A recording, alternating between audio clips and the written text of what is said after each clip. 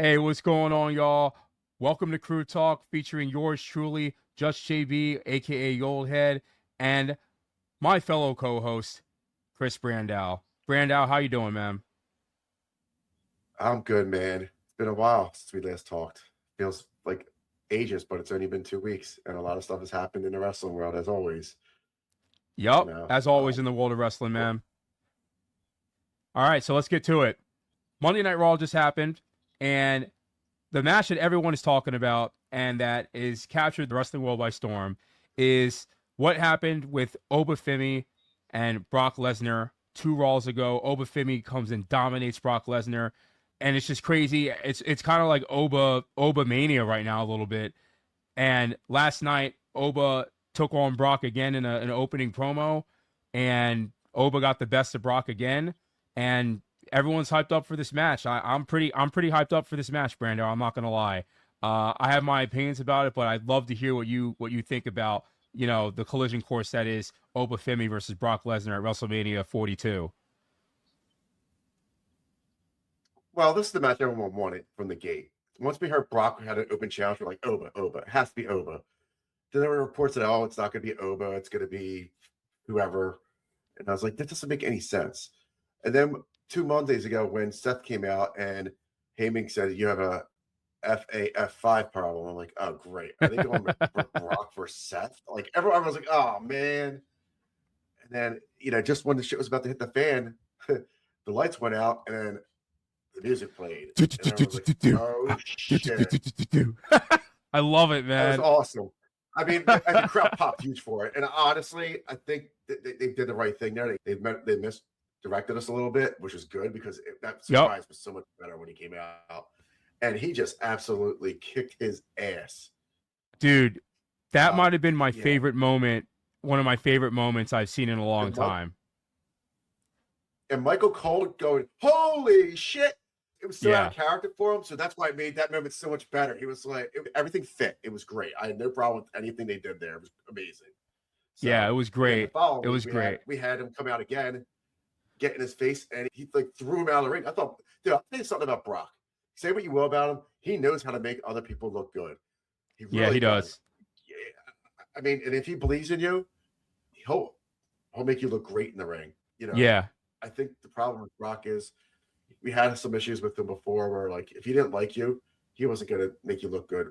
Case in point, that match with Dean Ambrose back in the day at Mania was one of the shittiest WrestleMania matches I've ever seen. And it's because Brock wasn't buying into it. Because honestly, no one believed it. No one's like, this guy ain't gonna beat Brock. This is so stupid. But I also think that like Brock, I think it's gonna put Oba over. I really believe that. I think maybe like the last 2 weeks were like a litmus test to see how the crowd will react. And if it's up to Brock, I think Brock's going to do the right thing to put him over. I really do believe that. I don't think a Okay, loss doesn't so hurt Brock at all. So so you think Brock's gonna put him over? Okay, well I think we agree. I think actually I hope Brock puts Oba over. We'll see if that actually happens because the big rumor is that Brock Lesnar is going to retire at SummerSlam in Minneapolis later on this year. I think there was a rumor that he didn't want to lose until then, which would impede on this Oba match at WrestleMania. But I'm just gonna be honest. I'm thinking they might need to strike while the iron's hot. Everyone's doing the strut. The crowd is they're chanting Oba. They're oh chanting yeah, who, like just like the crowd is just into Oba Femi. And I know last episode I was championing Trick Williams as saying he's their next megastar, and I still believe that. But right now, Oba is absolutely on fire. no, not that. Yeah, He's absolutely on fire, and I'm wondering if they should just strike while the iron's hot here.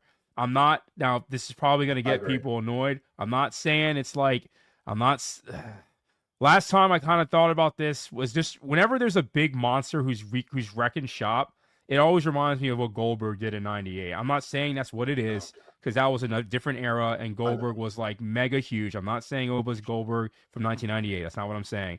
But I'm just saying that there's like he's really over. He's a very he has insane power moves.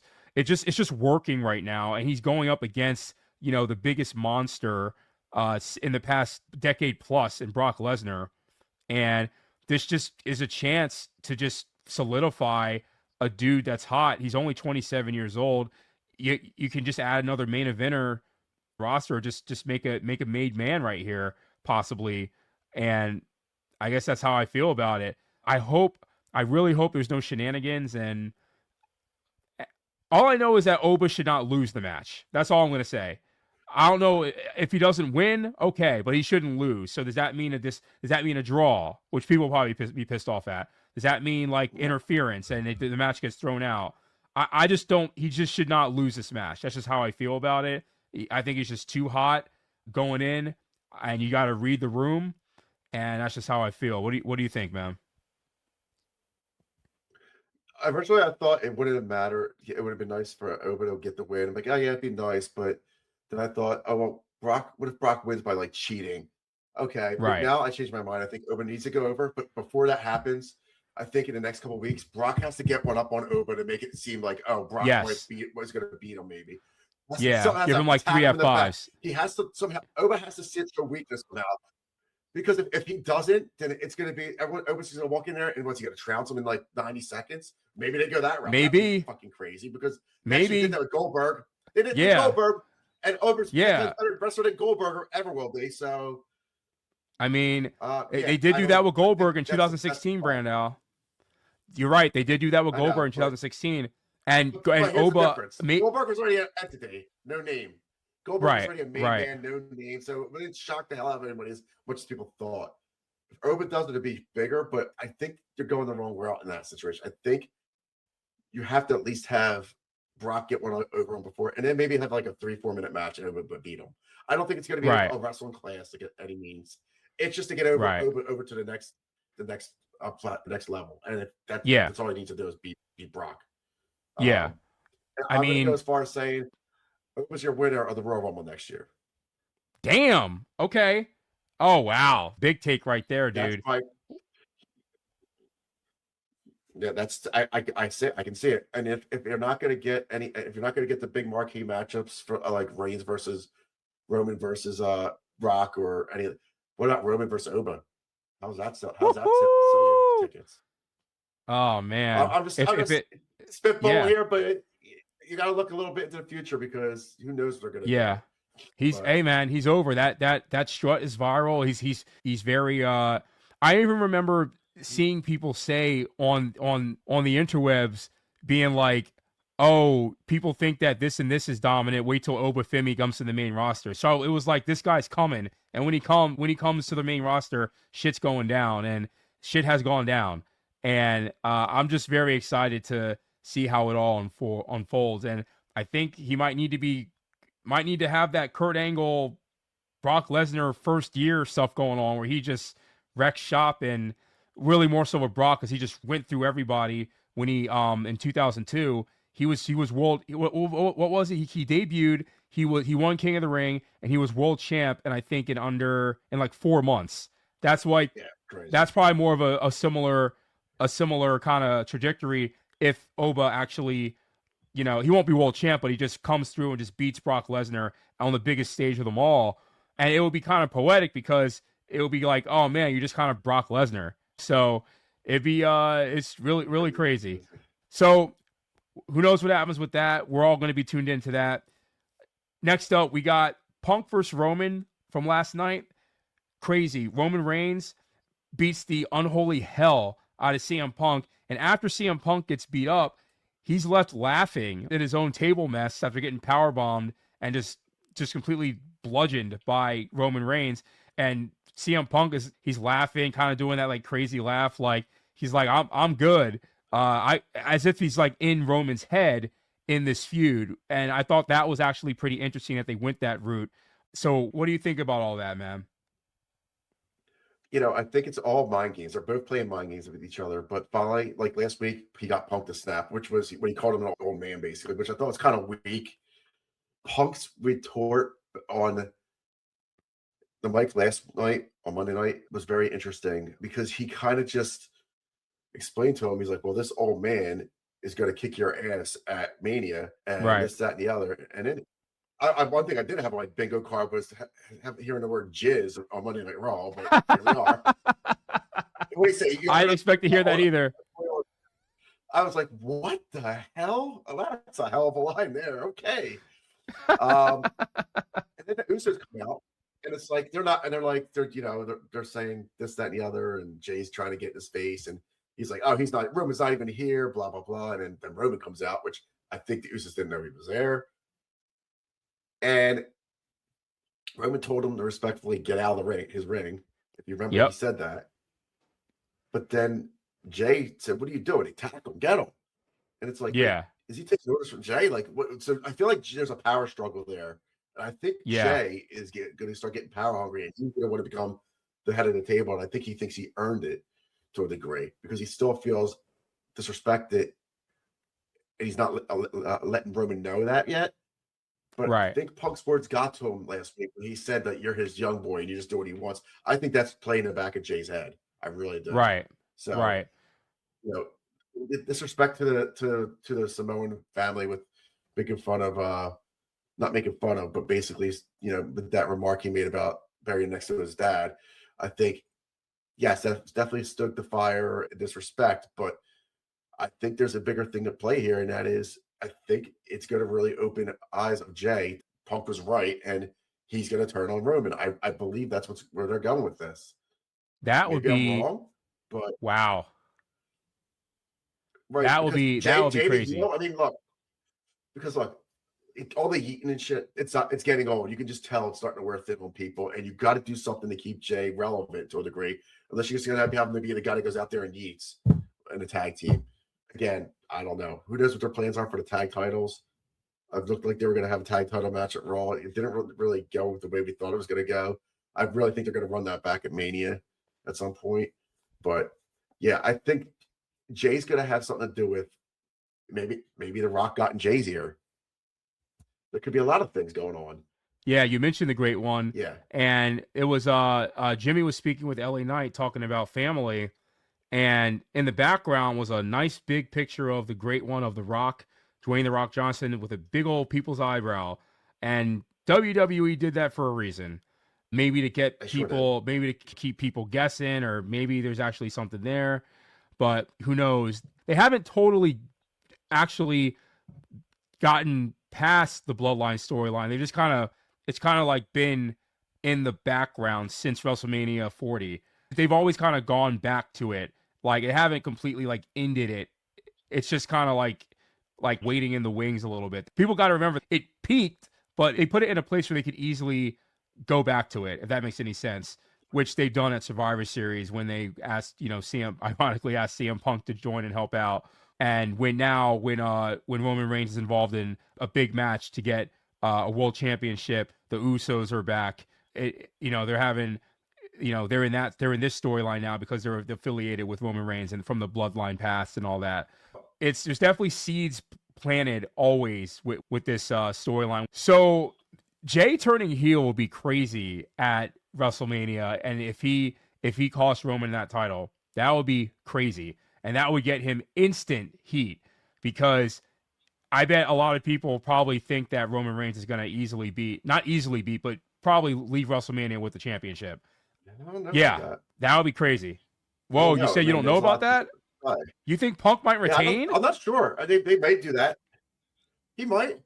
Honestly, you think Punk might retain? He very well could. Who knows? I wouldn't rule it out. I wouldn't rule it out because I think everyone's thinking, oh, so you really think it's gonna go Roman? I don't know. I just feel like if Punk were to win because of Jay, that would be a more interesting storyline than Roman. That would be interesting. Or Roman wins, and then at the end they're celebrating, and Jay turns on him in there. Yeah, the whole bloodline turns on. Could you imagine the whole bloodline and all the whole bloodlines are beating the shit out of Roman? Since we're doing our fantasy booking, wouldn't it be crazy? Since you mentioned him earlier, since we're doing fantasy booking right now, how about they all turn on Jay? How about Jay turns on Roman and Jimmy turns on Roman, and then The Rock comes out and then he's laughing and then he beats on Roman too, setting up WrestleMania for next year. And then I can see that. While we're at it, that's what I'm saying. This could be the Rock picture in the background on the truck is a red herring or something. They don't do shit like that. They talk about family. There's a picture of The Rock. I'm sorry. I can't imagine that's a coincidence. There's no way in hell. No. There's no way in hell.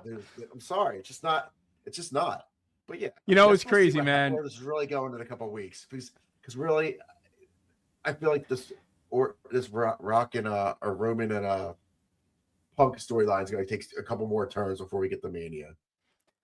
I like that they're keeping us guessing, and I'm going to stay consistent with this energy, and I hope The Rock is not involved, and I hope that they just bring this home without anybody else. With maybe they keep people guessing, that's fine. If you want to keep people guessing, and just as long as the payoff is good, that's all I really care about. I'm really looking forward to this main event, man. I think this is a great one-on-one match. The crowd is going to be jazzed. It's going to be 50-50 maybe, although lately I think it's been leaning towards Roman a lot, man. I'm trying to tell people, a lot of people just really, dude, he's beating Punk, and they're like, OTC.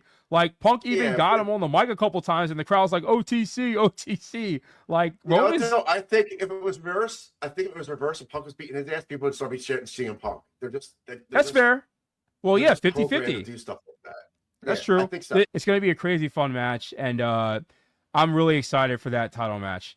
However, there's another title match that I'm really excited for, and I hope you are too, Brandau, and that is Randy Orton versus Cody Rhodes.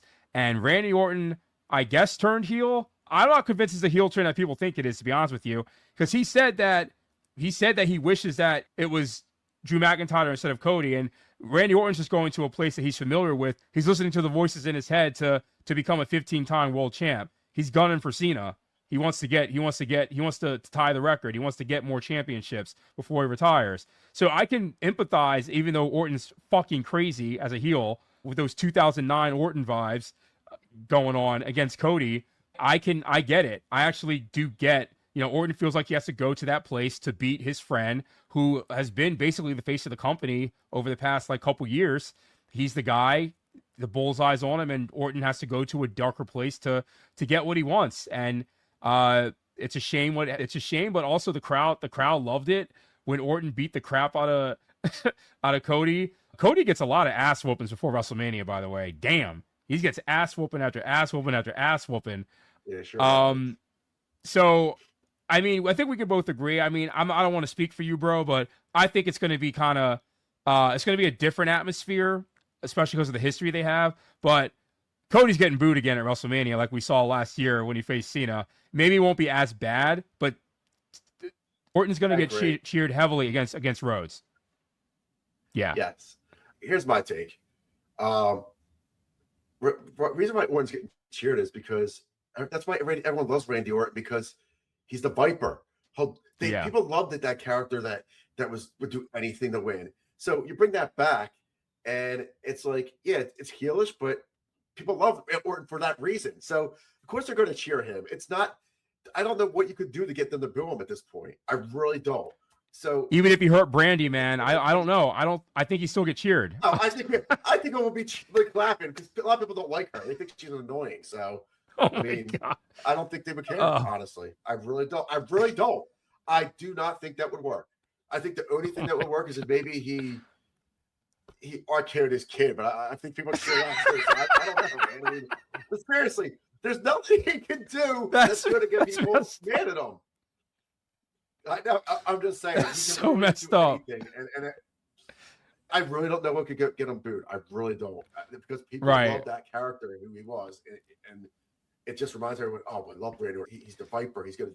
And two, Rhodes did say, I want you to go to that place. I want the Randy. I want the Randy. Well, he got it. He asked for it. He got it. Yep. And now we got the stuff with Cardona sticking his nose where it doesn't belong. Yep. And he's like, he's like, yo, bro. And he pushed him away, and then he was like, I'm gonna apologize. Then he was on the phone again with somebody, and it's like, oh, okay, I'll straighten this out. And he goes in the ring and he whoops at Cardona's ass. And people love Mark Cardona, but they don't love him that much because they're cheering one more time after he's getting his head bashed in. Yep. So again, it's not working if they're trying to make him a heel. So I got a hot take on this in a minute, but here's my thing. we have a couple people we can say he's talking to on the phone. Again, look at his history.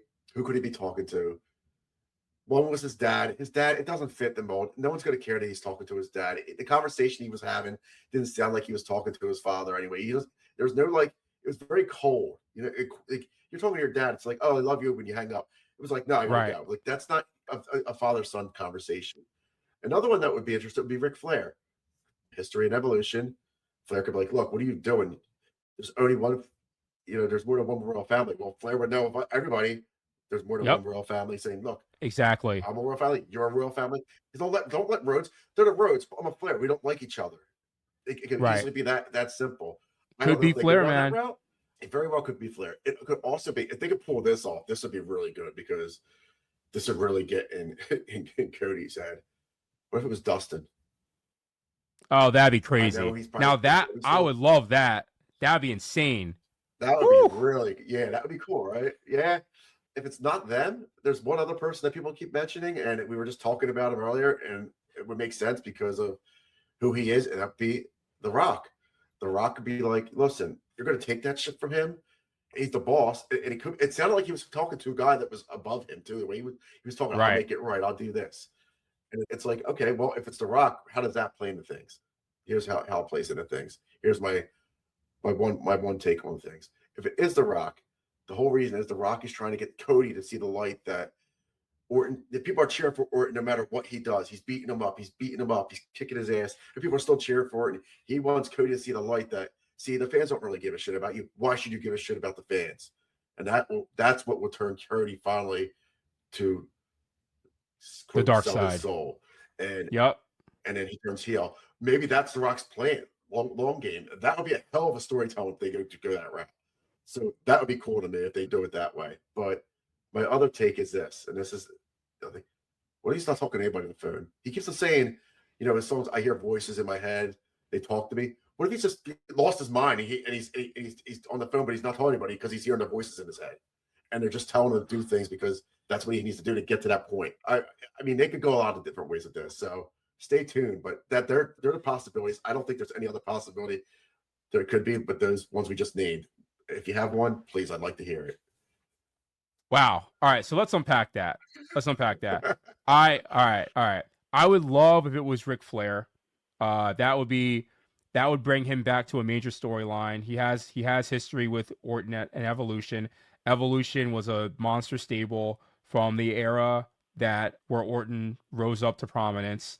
He was the biggest, you could argue he's the biggest wrestler of the late Ruthless Aggression and into the PG era other than Cena. So that will be very interesting. And Ric Flair, Charlotte, his offspring is one of the greatest of all time in what she does. So Ric Flair, who is still mentioned as GOAT tier himself, he has the ability to talk to someone as big and successful as Orton and get in his head and remind him who he was, because who else would know who he was than Ric Flair? Dustin's would be crazy, Brandau. That would be crazy, and that would be a hell of a twist, and I think would be, at least for the more of the hardcore wrestling fans who know about Cody's brother and Dustin's history with WWE, that would be really cool.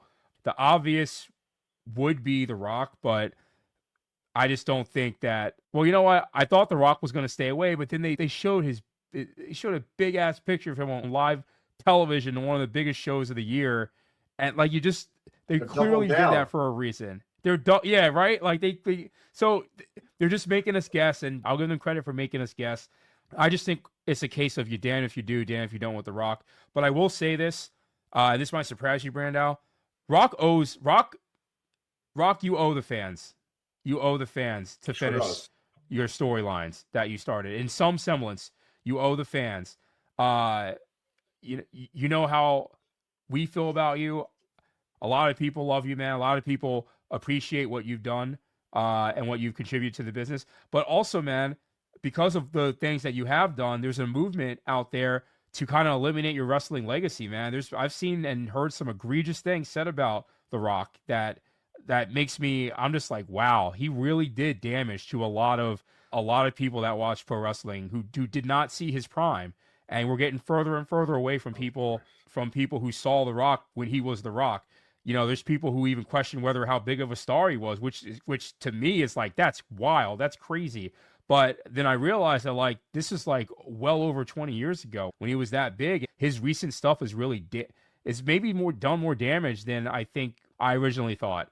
But a lot of that is a good portion of that is self-inflicted. And I've had my opinions about the whole context of what was happening with that, because I think the writing could have been better in many ways. But still, The Rock showed up, did something, and then didn't do anything. And to do that, especially he did that a couple times in late 2024 and then early 2025, especially with Cena's heel turn, I can see why that, I get it. I think people go overboard, but I do understand why people are mad. And Rock is on the board of directors. Rock is still involved with recent past actions of these wrestlers, especially a Roman, a Cody, and it would make sense. It actually would make sense. And he could, if he were to involve himself a little bit and it made sense, I think it would rectify, if it was done right, a lot of the damage, the recent damage that he's done. But with that said, I just don't think it's going to happen. I think that he might have realized that he's damned if he does, damned if he doesn't. And he'll just go promote the live action, the live action Moana, I guess. I don't know. So that's just how I feel about it. So one more thing about man. The whole Rock thing is this. I want to say this. So I just thought of something. Okay, when he had Cena turn on him, right? Mm-hmm. I think he was also trying to prove to Cody that, the fans don't really care about you because this guy kicked you in the balls and everything, and they're still chanting for Cena over you. Same thing's happening again with Orton. Maybe this opens Cody's eyes to the point of like, dude, no matter if you do this, they're gonna boo you. They won't still cheer you. They won't adore you like they did Cena and Orton. So why the hell do you care about the fans? I swear to God, they could really do something awesome with this. Brandau, you unraveled a box here, man. I'm going to tell you this right now. Brandau. And I hope the guys that, Brandau, you're an avid Busted Open. Shout out to Busted Open listener. Yep. I think they would absolutely love what you're saying. Writing wise, you just kind of solved the problem, because if the long game was for Rock to see what Cody would do, because he wanted Cody to turn heel and see that people just don't care, and that he needs to turn and he needs to get to be affiliated with The Rock to get what he truly wants.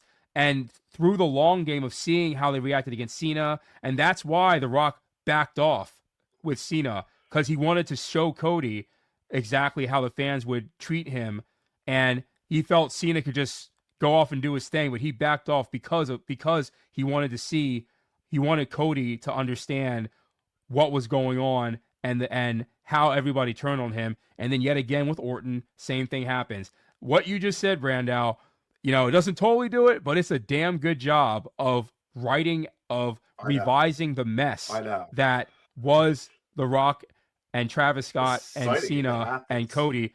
If they do that, there's no way they're going to, it's just too good. There's no way they're going to do this. If they did this, I would shut up about Triple H. He's good for the next year. If he somehow does that, that would be one of the most brilliant rewrites that we've ever seen in WWE. That would be insane. But like I said, their slogans double down in Vegas. I mean, they wouldn't get any Rock in Vegas, so how the heck can double down on nothing? But maybe it's just like, we're going to give you 2 nights on a Rock instead. Like, one, he's going to get involved, and in night 2, he's going to get involved. He's going to be in 2 different storylines. Can you imagine? And then that's the big setup for The Rock as a wrestling character. Finishes the story with Roman, and he finally passed the torch at Roman at Mania. But that would be insane. That would be an insane comeback, dude. That would be an insane comeback. This is insane. We got to stop. There's no way. I'm giving you I know. But I'm giving you props. This It's fun. fantasy booking, which we love to do it.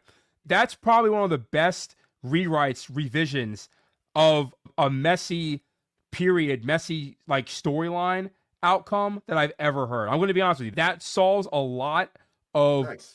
the recent damage that I think The Rock had done. It solves where'd he go after Cena? You know, that plays a long game of going all the way back to 2024 after the fallout of Roman versus Cody. Rock gave him the watch and all that, and Rock he just say it's been tough love. He sees the potential with Cody, and that's why he asked for Cody's soul. You know, it really kind of solves a lot of things. But it's just too good to be true. There's no way. So with that said, let's move on from it then. We're going to move on. Which match do you think should main event night 2, which is in all intents and purposes the true WrestleMania main event? Should Punk versus Reigns main event night 2, or should Orton versus Rhodes main event night 2? To me, it all depends on what they have in store for the match. To me, I'm interested in both matches, and I know they said, I think they did make it official that it was going to be Cody versus Roman versus Punk night 2. I thought so. The commercials, they're not showing the night, so I don't know. I'm confused now. So I'm like, are they pulling back on it to see what garners more interest, and they're going to throw that on night 2, or did they have something bigger planned? One of the events where like, let's end it with a bang with this happening. Right. Me personally, I don't care what it's night 2. I think both are worthy of night 2, honestly. So to me, I'll be satisfied with either one. I won't care. I think the storytelling is that good. But I think right now, if you put a gun to my head, I'd lead slightly to Punk Roman by like a hair. Yeah, I think it's going to be Punk Roman, but depending on Orton and Rhodes has a lot more back into it. And there's a lot more history there. And you have the angle of Orton getting his 15th championship. Orton's Orton along with like Mysterio. You know, there's some of the last big names left over the past 20 years now that Cena's gone. So there's going to be just a lot of nostalgia for Orton. Although he probably has a good strong 5 years left. It sounds like last time I heard he's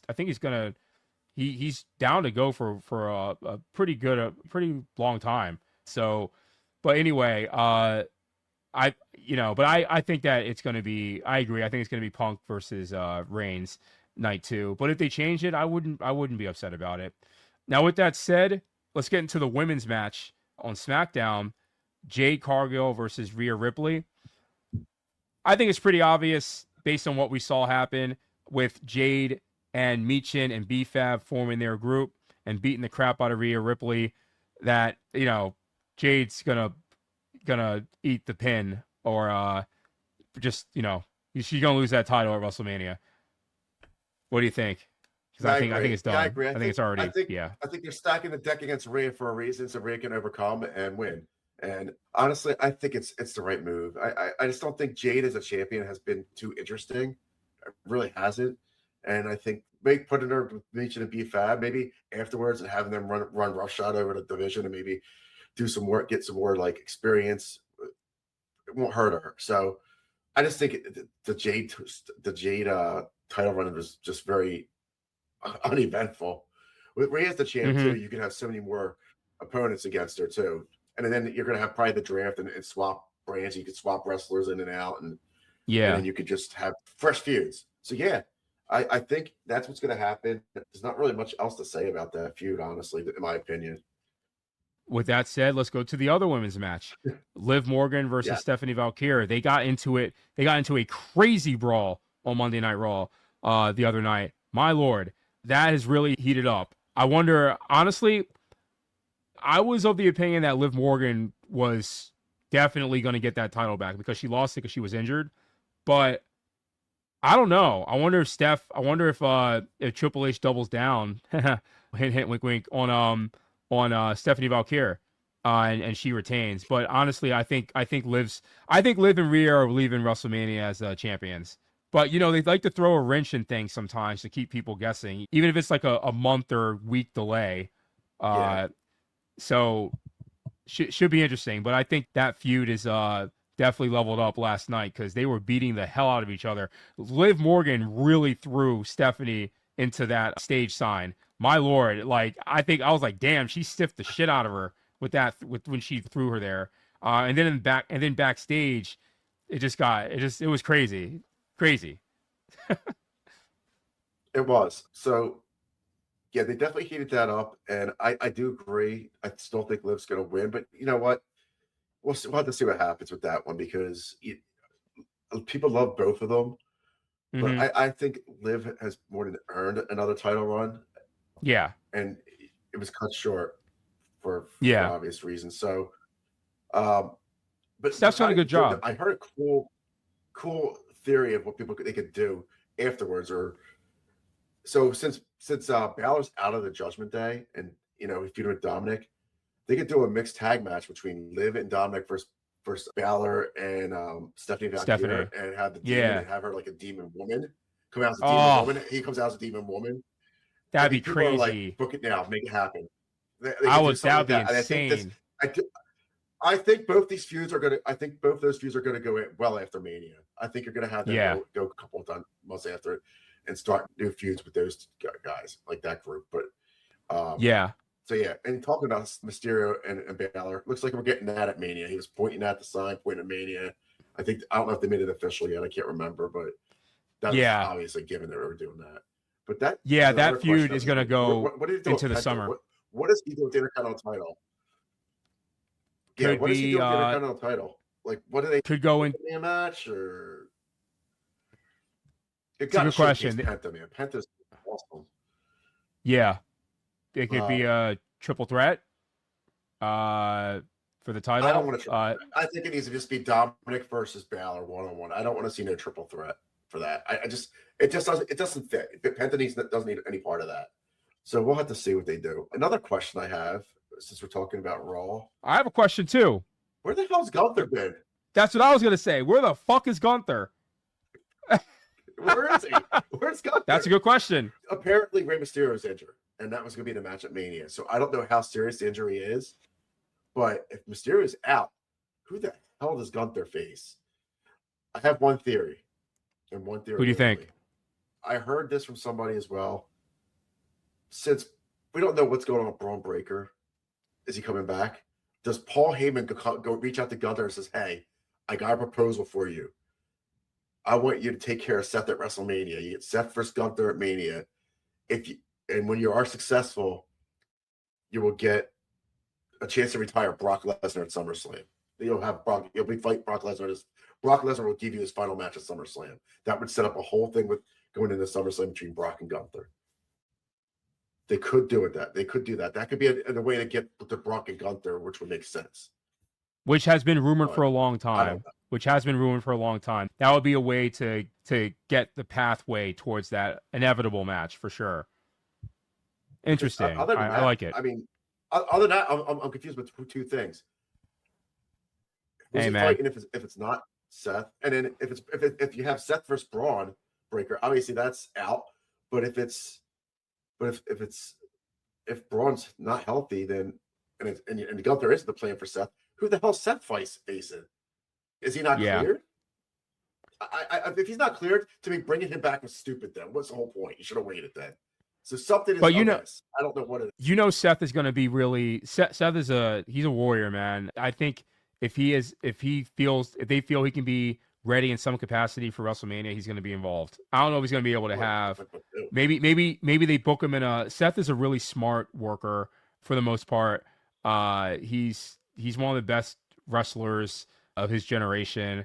If he's booked in like a match where he doesn't have to do that much in terms of like aerial moves, and if it's like a gimmick match or something like that, he can probably do it. I think that he has that. Who? Where does it? That's a good question. That's the problem. Yeah, does Heyman get another new member of the Vision? Like, so my thing is, it's got to be Braun Breaker. They're just holding off on waiting to get the green light, and I think where's that? Madison Square Garden next week. Yeah, perfect place for some shit to go down. I think we see the return of Braun Breaker Monday night. We'll see. The fact that it will be in Madison Square Garden is definitely interesting because they always, especially on the road to WrestleMania, they always make sure they do something special, whether it's a return or a big moment in a storyline. They always make sure they have something cooking for and I didn't mean it like that with the cooking comment, but they always make sure to have something rolling for Madison Square Garden for sure. So WWE is in the road to WrestleMania, and every week is just heating up more and more. But there's other promotions out there that are big and getting bigger and bigger. And that promotion that I'm going to talk about right now, that we're going to talk about, is AEW. At AEW Revolution, the biggest match on the card, a lot happened, but the biggest match on the card was Hangman Adam Page versus MJF in a Texas death match. Wow, that match was crazy. I was watching, and it was holy shit. That match was crazy. MJF gets the W, and therefore Hangman Adam Page cannot compete for a world championship ever again. I've said what I've said about MJF. I think he's one of the best heels of the past 10, 15 years.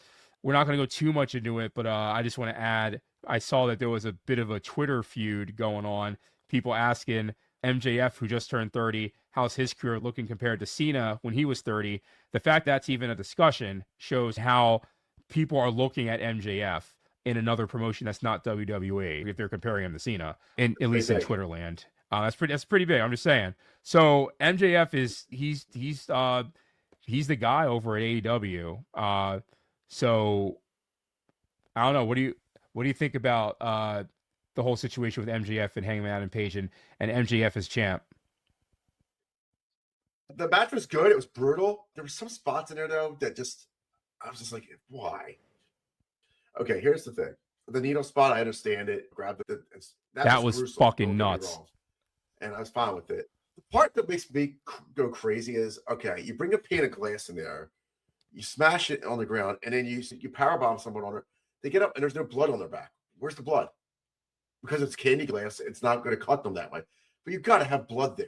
You take MJF and you drag him across his chest all on the glass.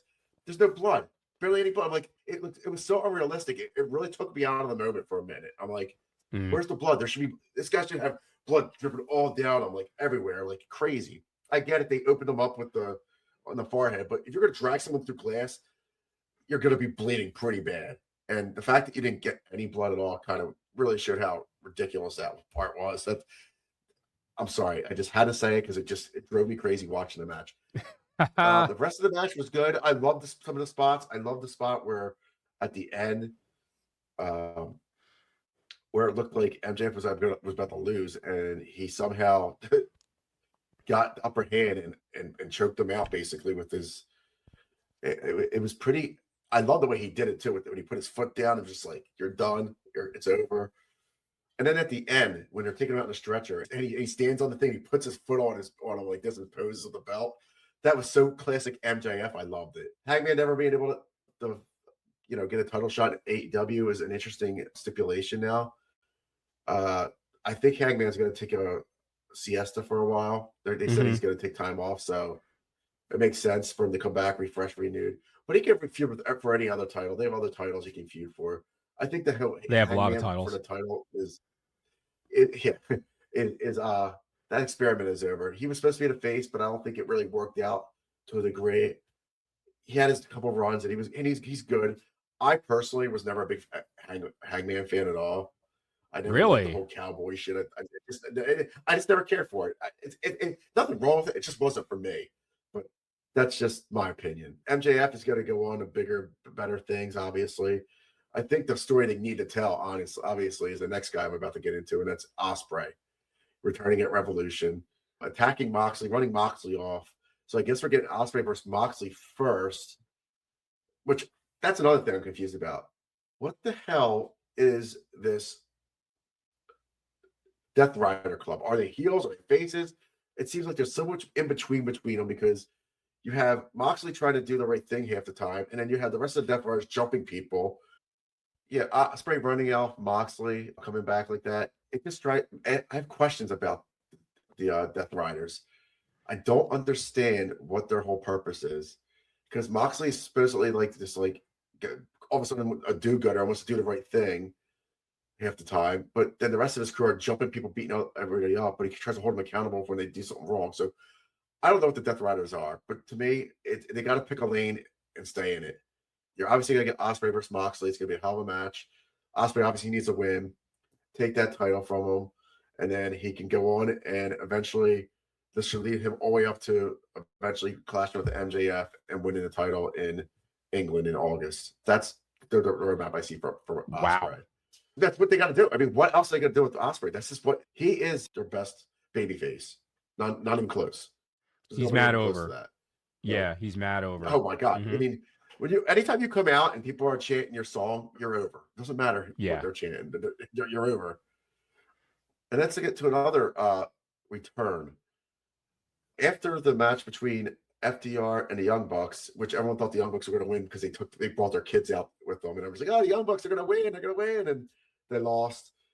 That moment, and then all of a sudden, you see this promo play, and then it was like, revenge. You're like, what is this? And then you saw the R for Radar Superstar. And you're like, oh, they're back. Coop's back. He comes out, and then Christian plays, and I love his Titantron because his Tron, it counts down, and then at the very end, it says asshole. Like, it's great.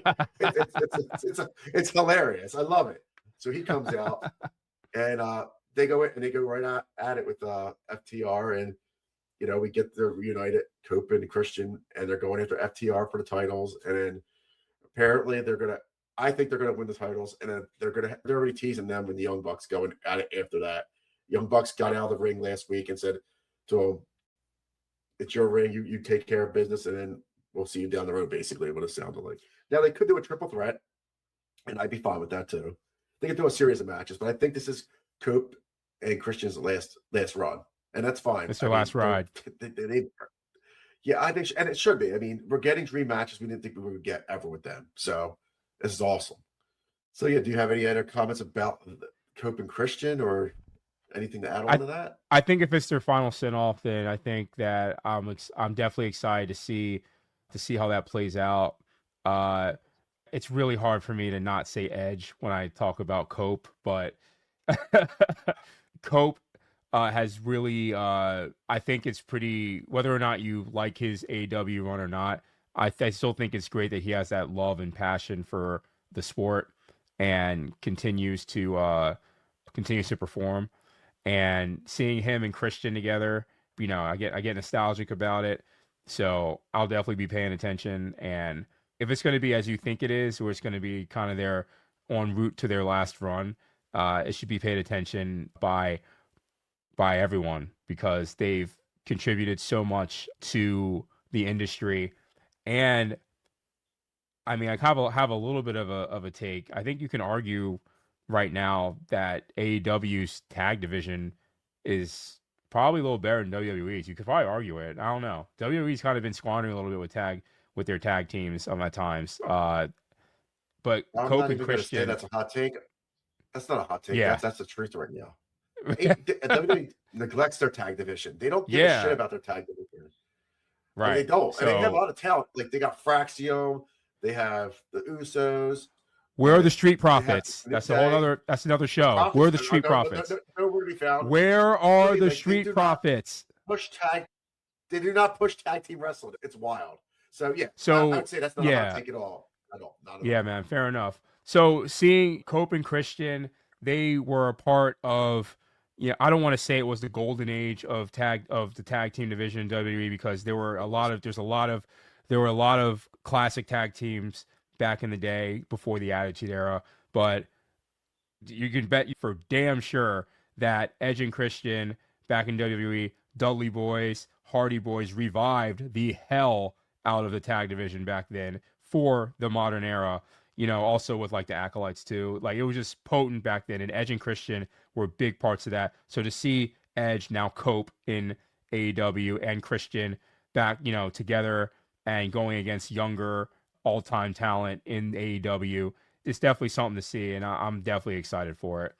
Now, with that said, did you check out Darby Allin versus Gabe Kidd last week? Yeah, that was wild. Darby Allin. Freaking wild, man. He puts on these crazy. This poor guy is going to be in a wheelchair by the time he's 40-some years old, because just the bumps he does and the crazy shit he puts his body through is insane. It reminds me a lot of Jeff Hardy doing all the crazy stuff. And now how Jeff Hardy's still even walking is amazing. But yeah, it's a miracle. I'm assuming that Jeff Hardy was a very big influence on Darby Allin's career.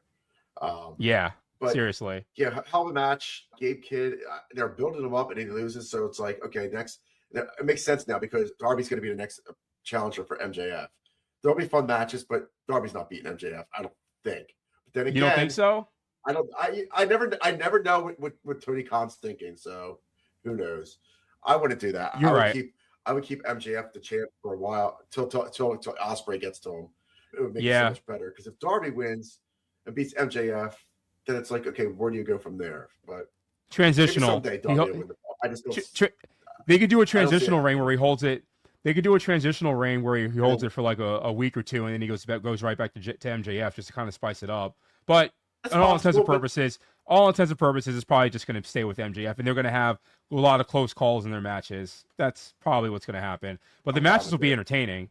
We need to talk about the big return, the other big return that we had that everyone was talking about was Rousey coming in out of nowhere. It makes sense. She's friends with Shafir, part of Four Horsemen, blah, blah, blah. We got a little showdown between her and Toni Storm. And then at this point, we don't know what's going to happen with that because I was reading online that Ronda just said there's no plan for her to come back on AEW television anytime soon. But I think that may have to do with what happened to Toni Storm getting taken out last week when it was supposed to be Toni Storm versus Shafir in a rematch. And I think what happened was, apparently what I'm reading is that it's not an injury, but she's not coming back for a while. So just the two conclusions I can draw to this. A, she has some kind of medical issue that's not injury related, which is frightening. Yeah. Frightening. Or two, she's pregnant. We'll see. That's the only two that make sense. So I think that's why Rousey's not coming back, because they don't want to bring her back until Toni Storm's ready to come back, because that's what they're getting at there. So what's the point? Yeah, I do think we're going to see another return soon. Probably, I'd say the next pay-per-view, if not the one after, will be the CEO will be back soon. She has to come back. She's been gone for a while, so I think Monet will be back in the picture very soon. Only a matter of time, for sure. I love seeing AEW compete. I think that the fact that AEW is a presence and doing its thing, it just makes everything better. Competition makes everything better in the industry.